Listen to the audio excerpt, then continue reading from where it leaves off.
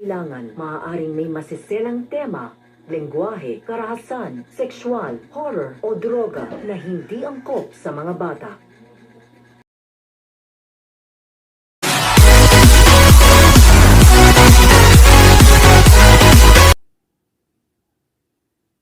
Hello guys! Kamusta po kayong lahat? And once again, welcome po sa aking channel. It's me, Alimor na lang. So in today's video ay pag-uusapan po natin ang episode 4 ng First Yaya. Ayun na nga guys, hired na si Melody bilang isang yaya ng 3 anak ni Mr. Vice President ng Pilipinas. O, di ba? Sobrang bongga. At hindi lang yun. Personal siyang hired ni Mr. Vice President. Pinuntahan siya mismo sa kanilang lugar na kung saan sa kasalukuyan nilang isineselebrate at ipinagdiwang itong pagiging pagka-promote ni Jasper na kung saan talaga namang maging ginanap ito na sa malapit na parke sa kanilang bahay at kasama ang mga kaibigan. Habang paabalik na si Mr. Vice President itong galing sa isang groundbreaker ay talagang dumiretso ito talaga sa bahay ni na Melody para personal siyang i-hard at alokin ng malaking sahod na kung saan talaga namang tuwang-tuwa ang kanyang pamilya. Dahil nga dito ay nagbago ang desisyon na kung saan dapat ay babalik na muli, mag-a-abroad na muli itong si Melody. Pero dahil sa malaking sahod na alok ni Mr. Vice President, hindi na nagpatumpik-tumpik itong si Melody at inalok at tinagap din agad ang alok nito. Ganun pa man, so sobrang super starstruck siya sa nangyari. Halos hindi siya makapaniwala na itong personal talaga na Vice President ang pumunta sa kanilang bahay, sa kanilang lugar para lang i-hire siya. Dahil na rin ito sa kagustuhan ni Nicole na kung saan ang batang niligtas niya sa aksidente doon sa hotel na kanyang pinag-applyan. At dahil sa pangyayari na yon, na pagpunta ni Mr.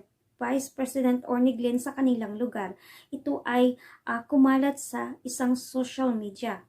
Dahil na nga rin na palapit na ang presidential election, kaya nagamit ito na maging bumango ang pangalan ni Glenn sa mga tao dahil sa nangyari na yon, dahil akala ng mami niya ito ay pakulo na para pangmasa. Pero paliwanag nga ni Glenn na iyon ay natural na nangyari at ginawa niya lang yun dahil para sa kanyang mga anak. Pero dahil nga itong ang magulang ni, yung nanay ni Glenn ay napaka-political mind, char. Kaya sinabihan niya si Glenn na ito ay isang malaking a good job or a good move para mapalapit ang loob ng mga tao sa kanya at pwede niya itong gamitin para sa pararating na eleksyon, na which is ang magiging tatakbo siya bilang presidente. Kumalat ito sa social media at maging ito ay sa mga news na timeline at kung saan napanood ito ng mga anak ni Glenn na masaya si Nicole na napanood ang naging intriga at naging usap-usapan itong pagpunta ni Mr. Vice President sa lugar at naging isang malaking usap-usapan at intriga itong si Melody para sa mga tao na kung sino nga ba itong si Melody at bakit kailangan siya mismo ang mag-hired personal sa yaya na ito.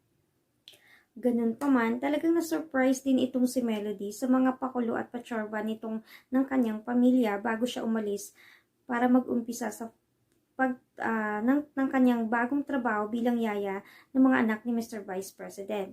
May mga pa-level up na suporta pa at placard itong kanyang kapitbahay, friends, and relatives. Char. So, sinundo na nga itong si Melody para mag-umpisa sa kanyang trabaho at masayang-masaya itong dumating sa bahay ni na Mr. Vice President at habang masayang-masaya itong si Melody na nagpapakilala sa kanyang sa mga bata, ay nagpakilala din ang kanyang magiging mga kasama sa bahay. At itong si Mr. Vice President ay naghahanda sa isang press conference na kung saan ay tinuturuan nga siya ng kanyang sekretarya kung ano lang ang dapat isagot sa mga tanong na ito. Pero habang nasa press conference ay hindi nga naiwasan na kung saan ang intrigang kung sino nga ba itong si Yaya at kung kailan nga nila ito makikita. Kaya sa mga bawat sagot ni Mr. Vice President ay ang nakakaintrigang secret ang talaga namang gumulantang sa mga press nasa press conference. Dahil sa sobrang super excited na first day ni Melody, ay nagpakita na naman sa kanyang version at kinakausap na naman ang kanyang ama. At sobrang masayang-masaya ito. Mixed emotion nga. Dahil hindi nga niya malaman at maintindihan kung ano talaga ang kanyang nararamdaman. Kaya, pinakalma na naman siya nito ng kanyang mga words of wisdom ng kanyang ama. Kaya nga talaga namang napaka cheeky at jolly lang talaga nitong karakter ni Melody na talagang hindi ka magsasawa sa kanyang pagiging masayahin at sobrang positive vibes ng kanyang dating. At tamang-tama talaga sa kanyang karakter ang pagiging first Yaya.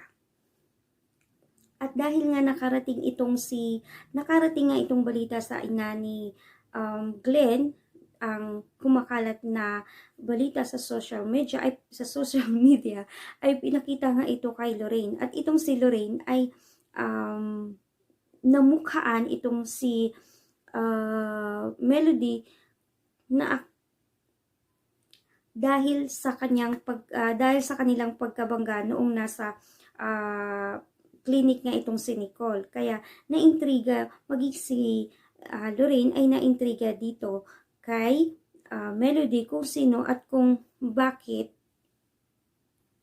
at kung ano ang meron itong kay Melody at bakit siya talaga ang pinagpipilitang i-hard ng ni Mr. Vice President na maging Yaya.